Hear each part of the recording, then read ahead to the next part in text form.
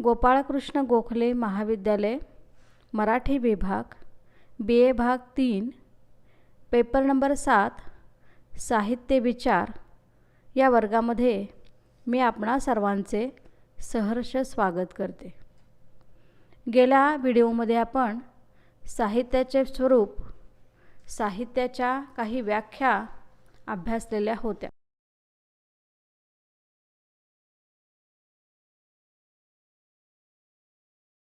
आज आपण विभाग क्रमांक 2 काव्य प्रयोजन या प्रयोजनांचा इथे विचार करणार आहोत।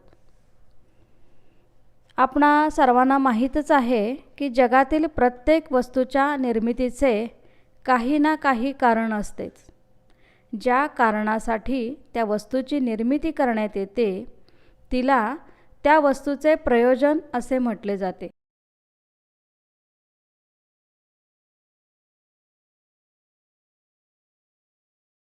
आपण दैनंदिन जीवनात अनेक वस्तू वापरतो, त्यामागेही प्रयोजन असतेच।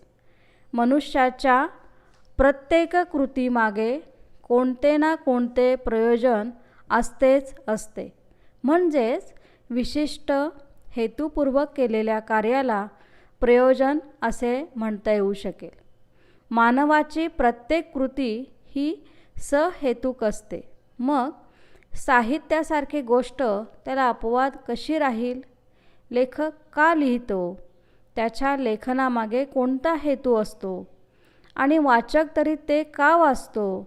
वाचनामागील वाचकांचा नेमका कोणता हेतू असतो? या सर्वांचा अभ्यास करणे आवश्यक आहे।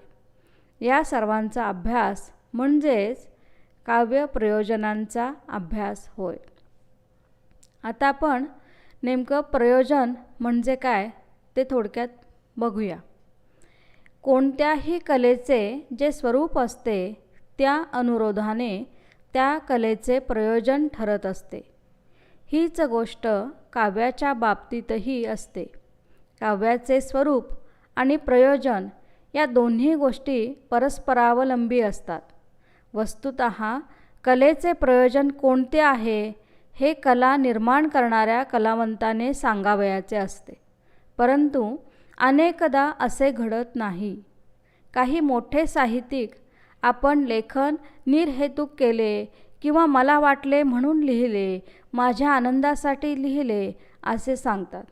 तात्पर्य असे की काव्याचे प्रयोजन कवी सांगत नाहीत। हे काम साहित्याचे अभ्यासक म्हणजेच साहित्यशास्त्रज्ञ करीत असतात। प्रयोजन हे नेहमी हेतुपूर्वकच असते, पण त्याचे परिणाम मात्र नेहमीच अहेतुपूर्वक असतात।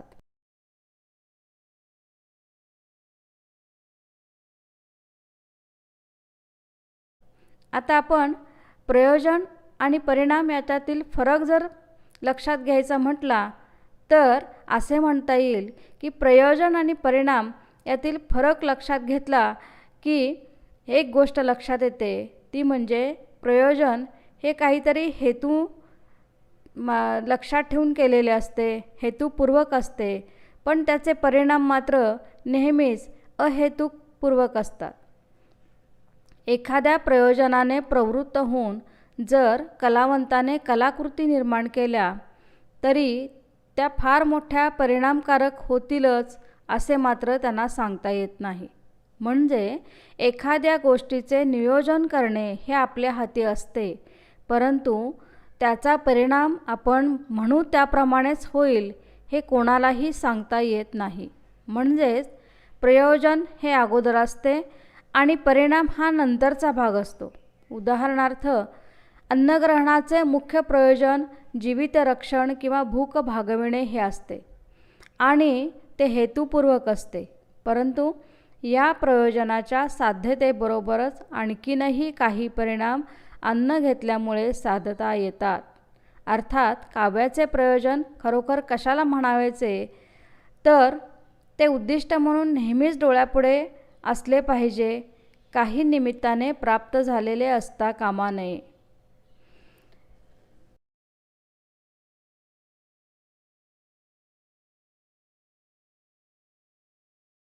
साहित्य निर्मितीमागे लेखकाचा काही उद्देश असतो, म्हणून तो त्याची निर्मिती करत असतो.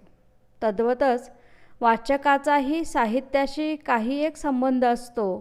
वाचक साहित्य वाचतो यामागेही त्याचा काहीतरी उद्देश असतो. अन्यथा आपला वेळ परिश्रम खर्ची घालून तो साहित्याचे वाचन करणार नाही, त्याचा आस्वादही घेणार नाही. म्हणजेच वाचकाच्या दृष्टीनेही साहित्याचे प्रयोजन महत्त्वाचे आहे. कित्येक वेळा साहित्याच्या अभ्यासात लेखकापेक्षा वाचकाला महत्त्व प्राप्त होते. लेखकाने लिहिलेले साहित्य वाचकाने वाचल्याशिवाय त्या साहित्याचा बरे वाईटपणा, त्याची श्रेष्ठता कनिष्ठता आजमावता येणार नाही. प्राचीन काळात साहित्यशास्त्रज्ञांनी काव्यप्रयोजन विषयक भरपूर चर्चा केली. आजच्या काळात ती थांबली आहे असे मुळीच नसून त्याचे प्रमाण वाढले आहे. अनेक कवी सौंदर्यात रममाण होणे हे काव्याचे मुख्य प्रयोजन आहे असं सांगतात. येथे प्रयोजनांचा विचार आपण लेखकांच्या आणि वाचकांच्या दृष्टीनेही करणार आहोत. भारतीय काव्यप्रयोजनांची थोडक्यात परंपरा जर अभ्यासायची झाली तर भरत मुनींच्या नाट्यशास्त्र या ग्रंथामधून आपल्याला या प्रयोजनांविषयी बरीचशी माहिती कळत असते. भामह, वामन, रुद्रट, मम्मट यांनी आपापल्या ग्रंथांमधून विस्तृत प्रमाणात काव्यचर्चा केलेली आहे. आणि या काव्यचर्चेमधून नेमकी प्रयोजनं वाचकनिष्ठ कोणती आहेत, लेखकनिष्ठ कोणती आहेत, लेखक लिहितो तर तो का लिहितो, त्याचा काय उद्देश असतो, आणि वाचक ते वाचतो तर ते का वाचतो, त्या वाचनापाठीमागे त्याचा काय उद्देश असतो, याविषयी आपण जाणून घेणारच आहोत. तत्पूर्वी लेखकनिष्ठ आणि वाचकनिष्ठ जी प्रयोजन आहेत, तर लेखकनिष्ठ प्रयोजनांमध्ये यश किंवा कीर्ती हे प्रयोजन महत्त्वाचं आहे. पुढच्या व्हिडिओमध्ये मी त्याच्यावर सविस्तर बोलणार आहेच. तर यश मिळवणे किंवा कीर्ती मिळवणे याच्यासाठी लेखक लिहित असतो. त्याला वाटत असतं की आपण लिहिलेलं साहित्य अनेकांकडून वाचलं जावं, त्याला कीर्ती मिळावी, यश मिळावं, आणि त्याचबरोबर की त्याला स्वतःलाही काहीतरी त्याच्यातून पैसा मिळावा किंवा यश मिळावं, ही एक त्याची स्वतःची इच्छा असते, हेतू असतो. याशिवाय त्याला त्याच्यातून आनंद मिळत असतो, म्हणून तो लिहितो. काहीतरी दुसऱ्याला सांगायचं असतं, त्याच्याकडे जे असतं ते दुसऱ्यापर्यंत त्याला पोहोचवायचं असतं, दुसऱ्याचं उद्बोधन करायचं असतं, म्हणून तो लिहित असतो. किंवा त्याला स्वतःला व्यक्त व्हायचं असतं, मनामध्ये त्याच्या जे साठून राहिलेलं असतं हे साठलेलं त्याला कुणापर्यंत तरी पोचवायचं असतं, याच्यासाठी लेखक लिहित असतो. आणि त्याने जे लिहिलेलं आहे हे वाचक जिज्ञासेतून वाचत असतो. पुढे काय पुढे काय ही जिज्ञासा त्याच्या ठिकाणी असते, म्हणून वाचक वाचत असतो. प्रत्येक कलाकृती ही जीवनाशी घनिष्ठ संबंध ठेवून असते.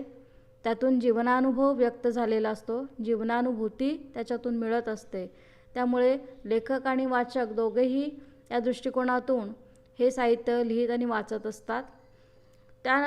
त्याचबरोबर स्वप्नरंजन किंवा ज्याला आपण पलायनवाद म्हणतो, की काहीतरी भव्य दिव्य लेखकाला मांडायचं असतं, एका अनोख्या सृष्टीमध्ये वाचकांना घेऊन जायचं असतं, की जशा परीकथा आपल्याला वाचायला आवडतात त्या पद्धतीनं लेखक या दुःखापासून खूप लांब दूरवर सुखाच्या क्षणामध्ये वाचकांना घेऊन जात असतो.